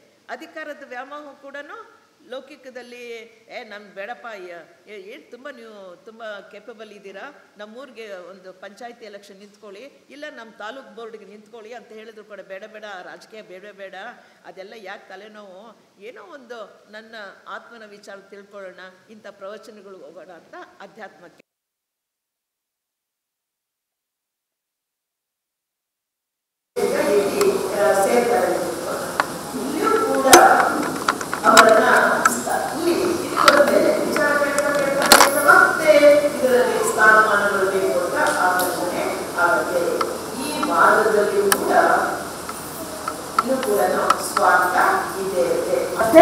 ಅವರಿಗೆ ಹಾನಿ ಆಗತ್ತೆ, ಮುಂದುವರಿಯೋದಕ್ಕೆ ಸಾಧ್ಯ ಆಗೋದಿಲ್ಲ. ಆದ್ರಿಂದ ಅವ್ರು ಏನ್ ಮಾಡ್ಬೇಕು, ಆಸೆಗಳನ್ನ ಬಿಡಬೇಕು, ಆತ್ಮಶಕ್ತಿಯನ್ನ ಬೆಳೆಸ್ಕೊಳ್ಬೇಕು. ಆತ್ಮಶಕ್ತಿ ಇಲ್ಲವಾದರೆ ನಾವು ಅಧ್ಯಾತ್ಮದಲ್ಲಿ ಮುಂದುವರಿಯೋದಕ್ಕೆ ಸಾಧ್ಯ ಆಗೋದಿಲ್ಲ. ಹೀಗೆ ಸಾಧಕ ಪ್ರಾರಂಭದಲ್ಲಿ ಈ ತಪ್ಪುಗಳು ಬಹಳ ಸಿಂಪಲ್ ಆಗಿರ್ತದೆ. ಇದನ್ನೆಲ್ಲ ನಾವು ಇದೆಲ್ಲ ಹೇಳಿದ್ವಲ್ಲ, ಆಸೆ ಅಂತಕ್ಕಂಥದ್ದು ನಾವು ಅಧ್ಯಾತ್ಮದಲ್ಲಿ ಇದ್ದೀವಿ, ನಾವು ಆಸೆಗಳಿನ್ನೂ ಇಟ್ಕೊಂಡ್ರೆ ಅದು ಏನಾಗತ್ತೆ, ಈ ಆಸೆ ಒಳ್ಳೆ ಆಸೆನೆ, ಅಧ್ಯಾತ್ಮದಲ್ಲಿ ಹೋಗಿ ಕೆಟ್ಟನ, ಅದು ನಮ್ಮ ಕಾರಣ ದೇಹಕ್ಕೆ ನಾವು ಸತ್ನಂತರ ನಮ್ಮ ಆಸೆ ಎಲ್ಲೋಗುತ್ತೆ, ಕಾರಣ ದೇಹಕ್ಕೆ ಹೋಗುತ್ತೆ. ಆ ಸಂಸ್ಕಾರ ರೂಪದಲ್ಲಿ ಹೇಳಿದ್ರು ವಾಮಮಾರ್ಗಿಗಳು ಮತ್ತೊಂದು ಬೆಳಗಿನ ಮಾರ್ಗ ಅಂತ ಹೇಳಿ. ವಾಮಮಾರ್ಗಿಗಳು ಏನ್ ಮಾಡ್ತಾರೆ, ಇದನ್ನೆಲ್ಲ ಅಧ್ಯಾತ್ಮ ಮಾರ್ಗದಲ್ಲಿ ಸ್ವಾರ್ಥ ಇರೋದೆಲ್ಲ ವಾಮಮಾರ್ಗಿಗಳು. ಏನಂತಂದ್ರೆ ಅದು ಪ್ರಪಂಚಕ್ಕೆ ಉಪಯೋಗ ಆಗಲ್ಲ. ವಾಮಮಾರ್ಗಿಗಳು ಕೂಡ ಸಾಧನೆ ಮಾಡಿ ಶಕ್ತಿ ಬಂದ್ರೆ ಅವರು ಪ್ರಪಂಚಕ್ಕೆ ರಾಮನಾಥ ಆಗಿರ್ಬೋದು, ಕುಂಭಕರ್ಣ ಆಗಿರ್ಬೋದು, ಅವರೆಲ್ಲ ಏನ್ ಮಾಡಿದ್ರು, ಅವರು ಮಹಾ ಸಾಧಕರು. ಏನ್ ಮಾಡಿದ್ರು, ಸ್ವಾರ್ಥ ಇತ್ತು, ಶಕ್ತಿ ಇತ್ತು, ಆದ್ರೆ ಪ್ರಪಂಚಕ್ಕೆ ಏನ್ ಮಾಡಿದ್ರು, ತೊಂದರೆ ಮಾಡಿದ್ರು. ಆದ್ರಿಂದ ಕೊನೆಗೆ ಅಧಪತನಾದ್ರು. ಹಾಗೆ ಈ ನಿಯಮಗಳನ್ನ ನಾವು ನಿಸ್ವಾರ್ಥವಾಗಿ ನಾವು ಬಳಸಿದ್ರೆ, ನಿಸ್ವಾರ್ಥ ನಮಗಲ್ಲದೆ ನರರಿಗಾಗಿ ಮಾಡಿದ್ರೆ ನಿಸ್ವಾರ್ಥ ಅಭ್ಯಾಸ ಮಾಡ್ತೇವೆ. ಬುದ್ಧಿಯದ ಪರಿಶುದ್ಧತೆ ಮಾಡಬೇಕಾದದ್ದು, ಬುದ್ಧಿಯದ ಪರಿಶುದ್ಧತೆ ಮತ್ತು ನಮ್ಮ ವಿಚಾರಶಕ್ತಿಯನ್ನ, ಸಾಮರ್ಥ್ಯದ ಸದ್ಗುಣಗಳನ್ನ ಬೆಳೆಸಿಕೊಳ್ತಕ್ಕಂಥದ್ದು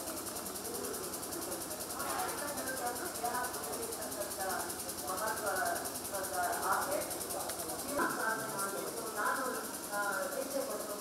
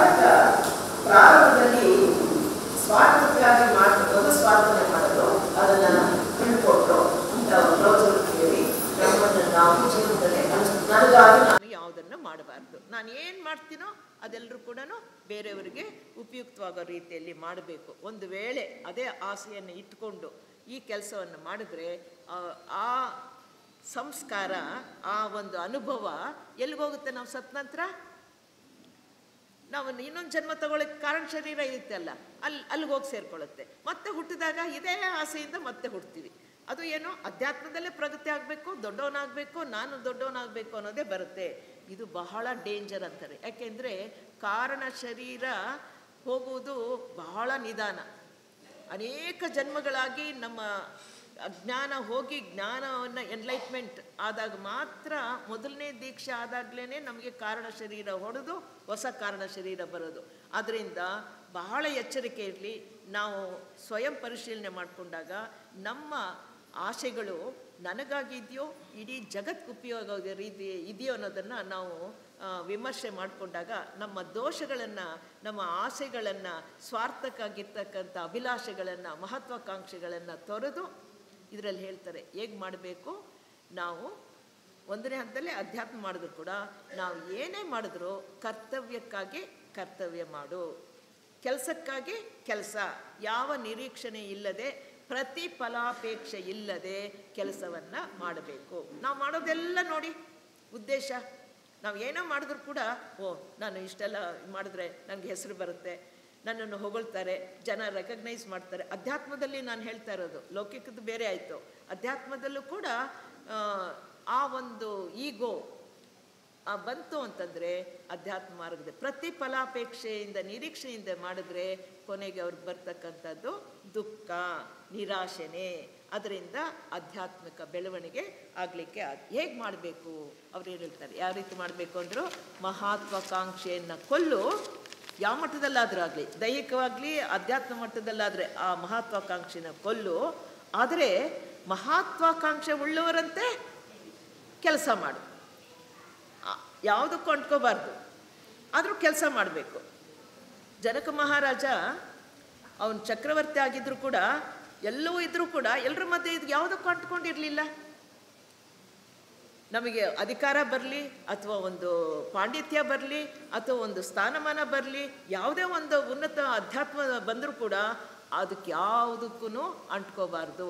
ಅಂಟ್ಕೊಂಡಿದ್ರೆ ಅದು ಉದ್ದೇಶ ನಾನು ಅನ್ನೋದು ಬಂದರೆ ನಮ್ಮನ್ನು ಅಧ್ಯಾತ್ಮದಲ್ಲಿ ಮುಂದುವರಿಸೋದಕ್ಕಾಗಲ್ಲ. ಯಾಕೆಂದರೆ ಪ್ರತಿಯೊಂದು ನಮ್ಮ ಕೆಲಸದಲ್ಲೂ ಹಿನ್ನೆಲೆಯಲ್ಲಿ ಏನಿರುತ್ತೆ, ಆಕಾಂಕ್ಷೆ ಇರುತ್ತೆ, ಏನು ಪ್ರತಿಫಲಾಪೇಕ್ಷೆ ಇರುತ್ತೆ. ನಾನು ರೆಕಗ್ನೈಸ್ ಆಗಬೇಕು, ಏನಿಲ್ದಿದ್ರೂ ನಾನು ಸಹಾಯ ಮಾಡ್ತೀನಿ, ಎಲ್ಲರೂ ನಂದು ದುಡ್ಡು ಎಲ್ಲ ಕೊಟ್ಟು ಅವ್ರನ್ನೆಲ್ಲ ಉದ್ಧಾರ ಮಾಡಿರ್ತೀನಿ. ಕೊನೆಗೆ ಅವ್ರು ನಮ್ಮ ಕಡೆ ನಮಗೇನಾದರೂ ಕಷ್ಟ ಬಂದು ನಮ್ಮ ಕಡೆ ತಿರುಗಲಿಲ್ಲ ಅಂತಂದರೆ, ನೋಡಿ ಇಷ್ಟೆಲ್ಲ ಮಾಡಿದೆ, ಹೋಗ್ಲಿ ಒಂದು ವರ್ಡ್ ಥ್ಯಾಂಕ್ಸ್ ಕೂಡ ಹೇಳಲಿಲ್ವಲ್ಲ ಅಂತಂದರೆ ಏನಾಯ್ತದು? ನಿರೀಕ್ಷಣೆ ಅಲ್ವಾ? ನೀವು ನನ್ನನ್ನು ಹೊಗಳಬೇಕು, ನಾನು ಮಾಡಿದ್ದು ನೀವು ಅದಕ್ಕೆ ಹೇಳ್ತಾರೆ, ಬಲಗೈಯಲ್ಲಿ ಮಾಡಿದ್ದು ಇನ್ನೊಂದು ಕೈಗೆ ಗೊತ್ತಾಗಬಾರ್ದು ಅಂತ ಹೇಳ್ತಾರೆ. ಸೇವೆ ಮಾಡಬೇಕು ಅಂದರೆ ನಾವು ಮಾಡುವ ಕೆಲಸ ಎಲೆಮರೆಕಾಯಿ ಅಂತಿರಬೇಕು. ಯಾರು ಮೆಚ್ಚಬೇಕು? ಮಹಾತ್ಮರಿಗಾಗಿ. ನೋಡಿ, ಥಿಯಾಸಿಕಲ್ ಸೊಸೈಟಿಯ ಸದಸ್ಯರಾಗಿರೋರು ಅವ್ರು ಮಾಡ್ತಾ ಇರ್ತಕ್ಕಂಥ ಘನ ಕೆಲಸ ಯಾವುದು? ಇಡೀ ಮಾನವ ಕೋಟಿಯ ಉದ್ಧಾರ. ನಾವು ಮೆಂಬರ್ಸ್ ಆದಮೇಲೆ ಅವರ ಕೆಲಸದಂತೆ ನಾವು ಕೂಡ ನಿಸ್ಪೃತೆಯಿಂದ ಯಾವ ಒಂದು ನಮ್ಮ ಕೈಲಾದಷ್ಟು ಸೇವೆಯನ್ನು, ಥಿಯಾಸಿ ಪ್ರಚಾರವನ್ನು, ಅದನ್ನು ನಾನು ಇಷ್ಟು ಮಾಡಿದೆ, ಇಷ್ಟೆಲ್ಲ ನಾನೆಲ್ಲ ಮಾಡಿ ಬಂದಿದ್ದೀನಿ, ವಾಣಿನಲ್ಲಿ ನಾನು ಇಷ್ಟೆಲ್ಲ ಹೇಳಿದ್ದೀನಿ, ಇಷ್ಟೆಲ್ಲ ಹೋಗಿ ಅಂತ ಹಾಕಲಿಲ್ಲ ಅಂತ ಗಲಾಟೆ ಮಾಡ್ತಾರೆ. ಹಾಕಿದ್ರೆ ಎಷ್ಟು, ಬಿಟ್ಟರೆ ಎಷ್ಟು? ನಮ್ಮ ಕೆಲಸ ಏನು? ಪ್ರಚಾರ ಮಾಡಬೇಕು. ಎಲ್ರಿಗೂ ನಾನು ಮಾಡಿದೆ ಅಂತ ಟಾಮ್ ಹೊಡಿಬೇಕಾಗಿಲ್ಲ. ಅಂದರೆ ಆ ರೀತಿ ಏನಾದರೂ ಕೇಳಿದರೆ ನಮ್ಮ ಉದ್ದೇಶ ಏನಾಯಿತು? ನಾನಿಷ್ಟು ಮಾಡಿದೆ ಅಂತ ಎಲ್ರಿಗೂ ಗೊತ್ತಾಗಲಿ, ನನ್ನನ್ನು ಗುರುತಿಸಲಿ ಅಂತಕ್ಕಂಥ ಸ್ವಾರ್ಥ ಮನೋಭಾವನೆ, ಪ್ರತಿಫಲಾಪೇಕ್ಷೆ ಇದ್ದರೆ ಅದಿಲ್ಲ ಅಂದರೆ ಏನಾಗುತ್ತೆ? ನಷ್ಟ ನಮಗೆ ಏನಾಗುತ್ತೆ? ನೋವಾಗುತ್ತೆ. ಎಂಥ ಪರಿಸ್ಥಿತಿಯಲ್ಲೂ ಎಂಥ ಇದರಲ್ಲೂ ಕೂಡ ನಾವು ಹೋಗಲಿಕ್ಕೆ ಸಿದ್ಧರಿರಬೇಕು. ಅಂದರೆ ಯಾವಾಗ ನಾವು ಮಾಡ್ತೀವಿ, ಕರೆ ಬಂದಿದೆ, ಕೆಲಸ ಮಾಡೋಕ್ಕೆ ಬಂದಿದೆ, ಕೆಲಸ ಬಂತು, ಅವಕಾಶ ಸಿಕ್ತು, ಮಾಡಬೇಕು. ಅದರಿಂದ ಯಾರೋ ಆ ರೀತಿ ಮಾಡ್ತಾರೆ ಅಂದರೆ ಯಾವ ನಿರೀಕ್ಷಣೆ ಇಲ್ಲದೆ, ಪ್ರತಿಫಲಾಪೇಕ್ಷೆ ಇಲ್ಲದೆ ಕೆಲಸಕ್ಕಾಗಿ ಕೆಲಸ ಮಾಡ್ತಾರೆ. ಹೊಗಳಿ ತೆಗಳಿ ಬಿಡಲಿ ಯಾವುದೂ ಅವರು ತಲೆಗಂಟ್ಕೊಳ್ಳಲ್ಲ. ಅದನ್ನು ಮಾಡಿದವ್ರಿಗೆ ಏನಾಗುತ್ತೆ, ಏನು ನಿರೀಕ್ಷಣೆ ಇಲ್ಲದೆ ಇದ್ದರೆ ನಾವು ಮಾಡಿರೋದು ನಮಗೆ ಕರ್ಮ ವಾಪಸ್ ಬರಲ್ಲ, ಮತ್ತೆ ಹುಟ್ಟಲ್ಲ. ನೋಡಿ ಇನ್ನೊಂದು ಏನಂತಂದ್ರೆ ನಾವು ಏನು ಮಾಡ್ತೀವೋ ಅದೆಲ್ಲ ಎಲ್ಲೋಗುತ್ತೆ, ನಮ್ಮ ಕಾರಣ ಶರೀರಕ್ಕೆ ಹೋಗುತ್ತೆ. ಅಲ್ಲಿ ಸಂಸ್ಕಾರ ರೂಪದಲ್ಲಿ ಇದ್ದಾಗ ಮತ್ತೆ ಅದನ್ನು ಅನುಭವಿಸೋಕೆ ಬರಬೇಕು. ನಾವು ನಿರೀಕ್ಷಣೆ ಇಟ್ಕೊಂಡ್ರೆ ನಷ್ಟ ನಮಗೆ. ನಾವು ಏನೋ ಅಂದ್ಕೊಳ್ತೀವಿ ಅವ್ರು ಹೊಗಳ್ದೆ ಅಂತ, ಏನಾಗುತ್ತೆ ಮತ್ತೆ ಮತ್ತೆ ಈ ವಿಷ ಸರ್ಕಲ್ ಅಂತ ಹೇಳ್ತೀವಲ್ಲ, ಹುಟ್ಟು ಸಾವಿಗೆ ಚಕ್ರಕ್ಕೆ ಸಿಕ್ಕಾಕೊಳ್ತೀವಿ. ಯಾಕೆ ಬೇಕು? ಮಾಡಿದ್ದನ್ನು ಹೇಳೋದ್ರಿಂದ ಅದು ಅನುಭವಿಸ್ಬೇಕು. ಅದನ್ನು ಬಯಸಿದ್ರೆ ಮತ್ತೆ ಅದನ್ನು ಅನುಭವಿಸೋಕೆ ಹುಟ್ಟಬೇಕಾ? ಏನು ಮಾಡ್ತೀವೋ ಕೃಷ್ಣಾರ್ಪಣ ಮಸ್ತು ಅಂತ ಬಿಟ್ಬಿಡಬೇಕು. ನೆನಪು ತಲೆಯಲ್ಲೂ ಕೂಡ ಇರಬಾರ್ದು, ಸಂಸ್ಕಾರ ರೂಪದಲ್ಲಿ ನಮ್ಮ ಕಾರಣ ಶರೀರದಲ್ಲಿ ಇರಬಾರ್ದು. ಆ ರೀತಿ ಮಹತ್ವಾಕಾಂಕ್ಷೆಯನ್ನು ಕೊಲ್ಲು, ಆದರೆ ಮಹತ್ವಾಕಾಂಕ್ಷೆ ಉಳ್ಳವರಂತೆ ಕೆಲಸ ಮಾಡು ಅನ್ನೋದನ್ನು ಇಲ್ಲಿ ವಿಚಾರದಲ್ಲಿ ಹೇಳ್ತಾರೆ. ಇನ್ನು ಜೀವನ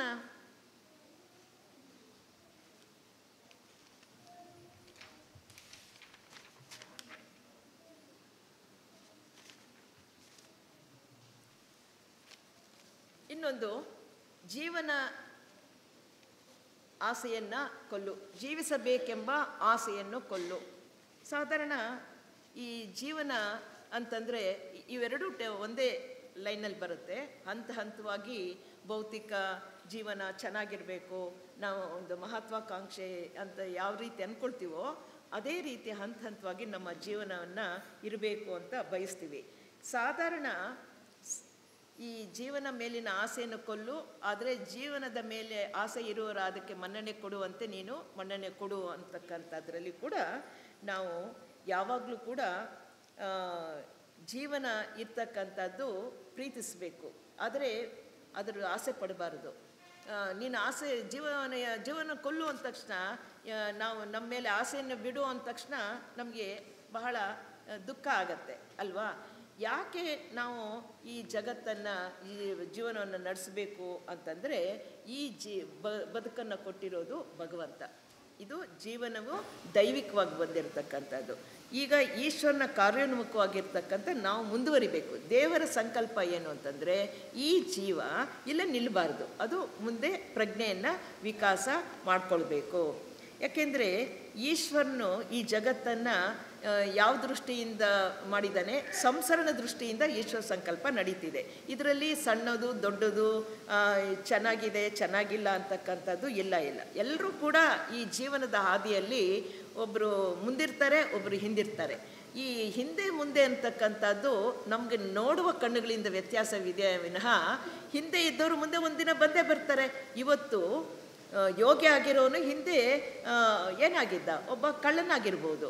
ಆ ಬೆಳೆದಿದ್ದರಿಂದ ಈಗ ಯೋಗಿ ಆಗಿದ್ದಾನೆ. ಅಂದರೆ ಒಂದಲ್ಲ ಒಂದಿನ ಆ ಗುರಿಯನ್ನು ತಲುಪಲೇಬೇಕು. ದೇವರ ದೃಷ್ಟಿಯಲ್ಲಿ ವ್ಯತ್ಯಾಸವಿಲ್ಲ, ಆದರೆ ನಮ್ಮ ದೃಷ್ಟಿಯಲ್ಲಿ ಮಾತ್ರ ಇವನು ದಡ್ಡ, ಅವರು ಬಹಳ ಜ್ಞಾನಿ ಅಂತಕ್ಕಂಥ ತಾರತಮ್ಯವನ್ನು ನಾವು ಮಾಡ್ತೀವಿ. ಆದ್ದರಿಂದ ಈ ಜೀವನದಲ್ಲಿ ಈ ಸಂಸರಣ ಯೋಜನೆಯಲ್ಲಿ ಎಲ್ಲರೂ ಬೇಕು. ದಡ್ರು ಇದಿದ್ದು ಇನ್ನೊಂದು ಹಂತಕ್ಕೆ ಹೋಗಲೇಬೇಕು. ನಾವಿವತ್ತು ಮನುಷ್ಯರಾಗಿದ್ದೇವೆ ಅಂತಂದರೆ ನಾನು ಒಂದು ಹಿಂದಿನ ಕಲ್ಲಾಗಿದ್ದೆ, ಹಿಂದೆ ನಾನು ಸಸ್ಯವಾಗಿದ್ದೆ, ಹಿಂದೆ ನಾನು ಪ್ರಾಣಿಯಾಗಿದ್ದೆ. ಈಗ ಮನುಷ್ಯನಾಗಿ ಸ್ವಲ್ಪ ಸಂಸ್ಕಾರವನ್ನು ಹೊಂದಿದ್ದೀನಿ ಅಂತಂದರೆ ಕೆಳಮಟ್ಟದವ್ರು ನೋಡಿ ನಾವು ಅಪಹಾಸ್ಯ ಮಾಡೋ ಹೋಗಿಲ್ಲ. ಆದ್ದರಿಂದ ಪ್ರತಿಯೊಬ್ಬರಿಗೂ ಈ ಸಂಸರಣೆಯಲ್ಲಿ ಈ ಭಗವಂತನ ಸಾಮ್ರಾಜ್ಯದಲ್ಲಿ ಮುಂದುವರಿಬೇಕು ಅಂತಕ್ಕಂಥದ್ದು ದೇವರ ಇಚ್ಛೆ. ಆದ್ದರಿಂದ ಎಲ್ಲವನ್ನು ನಾವು ಮಾನ್ಯತೆಯನ್ನು ಮಾಡಿ ನಾವು ನೋಡಬೇಕಾಗಿದ್ದೇನು ಅಂದರೆ ಎಲ್ಲರಲ್ಲೂ ಇರ್ತಕ್ಕಂಥ ಬಾಹ್ಯ ರೂಪವನ್ನು ನೋಡೋದಲ್ಲ, ಎಲ್ಲರಲ್ಲೂ ಏನಿದೆ? ಆ ಪರಮಾತ್ಮನ ಚೈತನ್ಯ ಇದೆ, ಜೀವ ಚೈತನ್ಯ ಎಲ್ಲರಲ್ಲೂ ಇದೆ. ಅದನ್ನು ಗುರುತಿಸಿದಾಗ ನಾವು ಹೊರಗಡೆ ನೋಡಲ್ಲ, ಆ ಜೀವ ಚೈತನ್ಯ ನೋಡಿ. ಒಬ್ಬ ಕಳ್ಳನನ್ನು ನೋಡಿ ಚೀತು ಅಂತ ಹೊರಗೆ ಹಾಕ್ತೀವಿ, ಆದರೆ ಅವನು ಒಳಗಡೆ ಇರ್ತಕ್ಕಂಥ ಚೈತನ್ಯ ನೋಡಿದಾಗ ಅವನು ತಿಳುವಳಿಕೆ ಇಲ್ಲದೆ ತಪ್ಪು ಮಾಡಿದ್ದಾನೆ, ಅವನು ಸನ್ಮಾರ್ಗದಲ್ಲಿ ಬರಲಿ ಅಂತ ಒಳ್ಳೆಯ ಒಂದು ಉದ್ದೇಶದಿಂದ ಅವರನ್ನು ಕರುಣೆಯಿಂದ ಅವ್ರ ಹತ್ರ ಹೋಗಿ ಅವ್ರ ಬೆಳವಣಿಗೆಗೆ ಅವಕಾಶ ಮಾಡ್ತೀವಿ. ಸಾಧಾರಣ ಬುದ್ಧಿವಂತ ಜೊತೆಲಿ ಹೋಗೋಕ್ಕೆ ಇಷ್ಟ ಆಗುತ್ತೆ, ಶ್ರೀಮಂತ ಜೊತೆಲಿ ಹೋಗೋಕ್ಕೆ ಇಷ್ಟ ಆಗುತ್ತೆ, ದಡ್ರು ಹೇಳಿದ್ರೆ ಅರ್ಥ ಮಾಡ್ಕೊಳ್ಳೋ ಜೊತೆಲಿ ಹೋಗೋದು ಭಾಳ ನಮಗೆ ಹಿಂಸೆ ಆಗುತ್ತೆ. ಯಾಕೆ? ಅವ್ರಿಗೆ ಎಷ್ಟು ಹೇಳಿದ್ರು ಸಾಕಾಗುತ್ತಪ್ಪ, ಅವ್ರ ತಲೆನೋವು, ಅವ್ರು ಬೇಡ ಅಂತೀವಿ. ಇಲ್ಲ, ಅಂಥವ್ರ ಬಗ್ಗೆನೂ ಕನಿಕರದಿಂದ ಅವ್ರ ಜೊತೆಯಲ್ಲಿ ನಾವು ಹೊಂದಿಕೊಂಡು ಅವರನ್ನು ಮುಂದುವರಿಸೋದಕ್ಕೆ ಅವಕಾಶ ಮಾಡಿಕೊಡ್ಬೇಕು. ಇದು ಯಾವ ನಮ್ಮ ಕರೆ ಎಲ್ಲಿಗೆ ಬರುತ್ತೋ, ಎಲ್ಲಿ ಅಗತ್ಯ ಇದೆಯೋ ಅಲ್ಲಿಗೆ ನಾವು ಹೋಗೋದಕ್ಕೆ ರೆಡಿಯಾಗಿರಬೇಕು. ಎಂಥ ಸಂದರ್ಭದಲ್ಲೂ ಕೂಡ ನಾವು ಕೆಲಸ ಮಾಡೋದಕ್ಕೆ ಕೆಲಸಕ್ಕಾಗಿ ಕೆಲಸ ಮಾಡಬೇಕು, ನಿರೀಕ್ಷಣೆ ಅಲ್ಲ. ಅವ್ರ ಜೊತೆಲಿ ಹೋದರೆ ನನಗೇನೋ ಒಂದು ಗ್ರೇಟ್ನೆಸ್ ಬರುತ್ತೆ, ನನಗೆ ಲಾಭ ಬರುತ್ತೆ ಅನ್ನೋ ಜೀವನ ಅಲ್ಲ ನಡೆಸೋದು. ಎಂಥದ್ದಿದ್ರೂ ಕೂಡ ದೇವರ ಸಾಮ್ರಾಜ್ಯದಲ್ಲಿ ಎಲ್ಲರೂ ಬೆಳವಣಿಗೆ ಹಾದಿಯಲ್ಲಿ ಇದ್ದಾರೆ ಅಂತಂದು ನಾವು ಅಂಥ ಜೀವನವನ್ನು ನಡೆಸಬೇಕು. ಇನ್ನು ಮೂರನೇದು, ಸುಖಾಪೇಕ್ಷೆಯನ್ನು ಕೊಲ್ಲು, ಆದರೆ ಸುಖಕ್ಕೋಸ್ಕರ ಬಾಳೋರಂತೆ ಸುಖವಾಗಿರು. ಇಲ್ಲಿ ಸುಖ ಅಂದರೆ ಏನು? ನಮ್ಗೆ ಸುಖ ಯಾವುದರಿಂದ ಸಿಗುತ್ತೆ? ವಸ್ತುಗಳಿಂದ ಸುಖ. ಈಗ ನೋಡಿ, ಇಲ್ಲಿ ಚೇರ್ ಮೇಲೆ ಕೂತಿದ್ದೀನಿ, ನನ್ನ ದೇಹಕ್ಕೆ ಕಂಫರ್ಟವಾಗಿದೆ ಅಲ್ವಾ? ಅಂದರೆ ನನಗೆ ಸೌಕರ್ಯ ಇರೋದನ್ನು ನನಗೆ ತೃಪ್ತಿ ಕೊಡೋದ್ರಿಂದ, ಯಾವ ತೃಪ್ತಿ ಕೊಡುತ್ತೋ, ಯಾವ ಸಮಾಧಾನ ಕೊಡುತ್ತೋ ಅದು ನನಗೆ ಸುಖ. ವಸ್ತುಗಳಿಂದ ಸುಖ ಸಿಗತ್ತೆ. ಅದೇ ನಮ್ಮ ಭಾವನೆ ಯೋಚನೆಗಳಿಂದ ಸಂಗೀತವನ್ನು ಕೇಳ್ತೀವಿ, ಸುಖ ಅನ್ನಲ್ಲ. ಏನಂತ ಆಗುತ್ತೆ? ಸಂತೋಷ ಆಯಿತು ಅಂತೀವಿ, ಹೌದಾ? ಸಂಗೀತವನ್ನು ಕೇಳಿದ್ರೆ ನಮಗೆ ಸಂತೋಷವಾಗುತ್ತೆ. ಭಾವನೆಗಳು ಯೋಚನೆಗಳನ್ನು ನಾವು ಅದನ್ನು ಇಷ್ಟಪಟ್ಟರೆ ಅದರಲ್ಲಿ ನಮಗೇನಾಗುತ್ತೆ? ಸಂತೋಷ ಸಿಗುತ್ತೆ, ಅಂದರೆ ತೃಪ್ತಿ.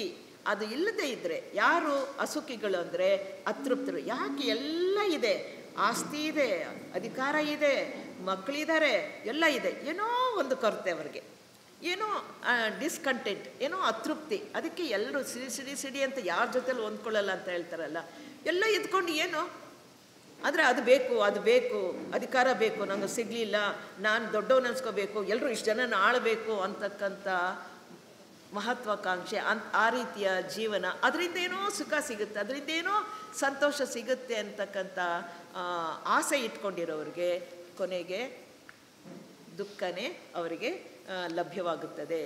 ಆದ್ದರಿಂದ ನಾವು ಪ್ರಾರಂಭದಲ್ಲಿ ಸಂಸ್ಕರಣೆಯ ಹಂತದಲ್ಲಿ ನಾವೇನು ಮಾಡ್ತೀವಿ?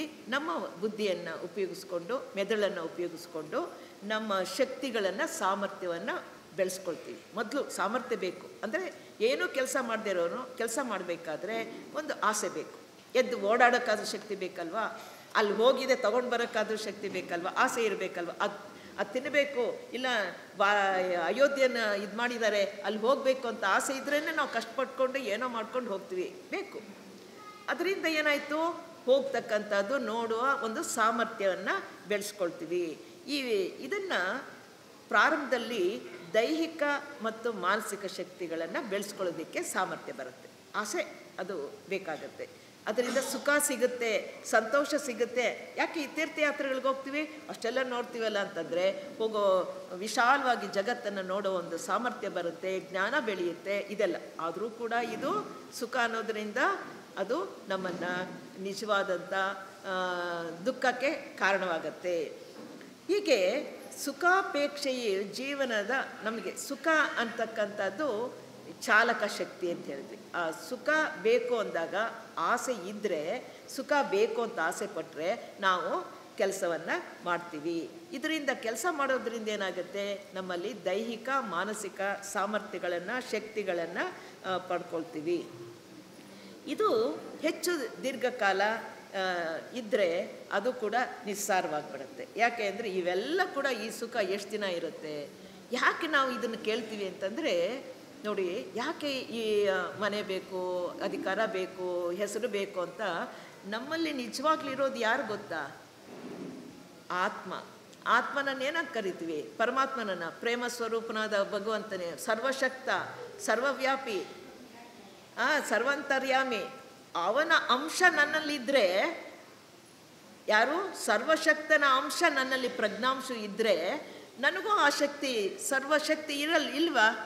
ಆದರೆ ಏನಾಗಿದೆ ಈಗ ನನ್ನ ಪರಿಸ್ಥಿತಿ?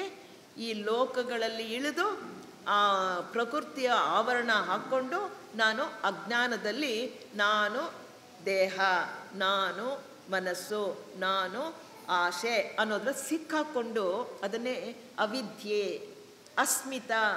ಇದರಿಂದ ಏನು ಉಂಟಾಗಿದೆ ನಮಗೆ? ಅದು ಬೇಕು, ಆ ಬೇಕು, ಸುಖ ಸಂತೋಷ ಬೇಕು ಅನ್ನೋದು ನಮ್ಮಲ್ಲಿ ನಿಜವಾಗ್ಲೂ ಇರ್ತಕ್ಕಂಥ ಆನಂದ.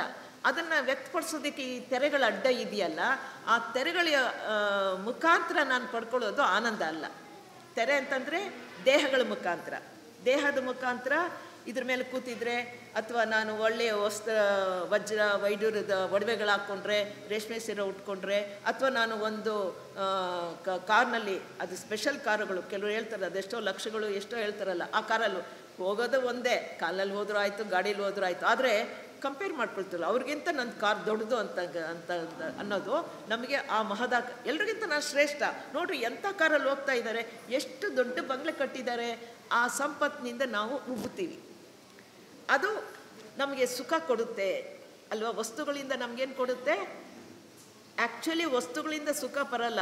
ಆ ಸುಖ ಅನ್ನೋದು ನಮ್ಮ ಮನಸ್ಸಿನ ಆ್ಯಟಿಟ್ಯೂಡ್. ಈಗ ಸಕ್ಕರೆ ಅಥವಾ ಮೈಸೂರು ಪಾಕು ಬಹಳ ಚೆನ್ನಾಗಿದೆ ಅಂತಂದರೆ ನಮಗೆ ತಿಂದರೆ ಬಹಳ ಸುಖ ಚೆನ್ನಾಗಿರುತ್ತೆ, ತುಂಬ ಸಂತೋಷ ಆಗುತ್ತೆ. ಯಾಕೆಂದರೆ ಅದರ ಮಾಧುರ್ಯ ಇದರಿಂದ ನಮಗೆ ಸಂತೋಷ ಆಗುತ್ತಲ್ವಾ? ಆ ವಸ್ತುವಿನಿಂದ ನಿಜವಾಗ್ಲೂ ಸಂತೋಷ ಸಿಕ್ಕಿದ್ರೆ ಡಯಾಬಿಟಿಕ್ ಇರೋರಿಗೆ ಅದೇ ವಿಷ ಆಗುತ್ತೆ. ಅವ್ರಿಗೆ ಯಾಕೆ ಸಂತೋಷ ಬರಲ್ಲ? ಅಂದರೆ ವಸ್ತುವಿನಿಂದ ಅಲ್ಲ, ನಮ್ಮ ಮನೋಭಾವನೆ. ಈ ವಸ್ತುಗಳು ಹೊಂದಿದ್ರೆ ನಾನು ಹೆಗ್ಗಳಿಕೆ ದೊಡ್ಡಸ್ಕೆ ಆಗತ್ತೆ ಅನ್ನೋದರಿಂದ ನಾವು ಈ ರೀತಿ ಮಾಡ್ಕೊಳ್ತೀವಿ. ಆದ್ದರಿಂದ ಪ್ರಾರಂಭದ ಹಂತದಲ್ಲಿ ನಮ್ಮ ಉದ್ದೇಶಗಳು ತನ್ನ ಆಶೆಗಳನ್ನು ಏನು ಮಾಡಬೇಕು? ನಮ್ಮ ಆಶೆಗಳಿದೆ, ಸುಖವಾಗಿರಬೇಕು, ವಸ್ತುಗಳಿರಬೇಕು, ಅಧಿಕಾರ ಬೇಕು ಅನ್ನೋದನ್ನು ಏನು ಮಾಡಬೇಕು? ತ್ಯಾಗ ಮಾಡಬೇಕು. ಮೊದಲು ಇಲ್ಲಿ ಬಂದು ಎಲ್ಲ ಕೇಳಿದ್ರೆ ಆಸೆ ಪಡಬೇಡ, ಆಸೆ ದುಃಖಕ್ಕೆ ಕಾರಣ, ಅವುಗಳಿಂದ ನಿನಗೆ ನಿರಾಶನೆ ಆಗೋದು, ಸಮಸ್ಯೆಗಳು ಉದ್ಭವ ಆಗುತ್ತೆ, ನೆಮ್ಮದಿ ಹಾಳಾಗುತ್ತೆ, ಅದನ್ನೆಲ್ಲ ಬಿಟ್ಬಿಡು. ಹೇಗಿರಬೇಕು? ಏನಿದೆಯೋ ಹೇಗಿದ್ದೀವೋ ಅದನ್ನು ಒಪ್ಕೋಬೇಕು. ಬಡವನಾಗಿದ್ದೀನಾ? ಒಪ್ಕೊಳ್ಳೋಣ. ಶ್ರೀಮಂತನಾಗಿದ್ದೀನಾ? ಒಪ್ಕೊಳ್ಳೋಣ.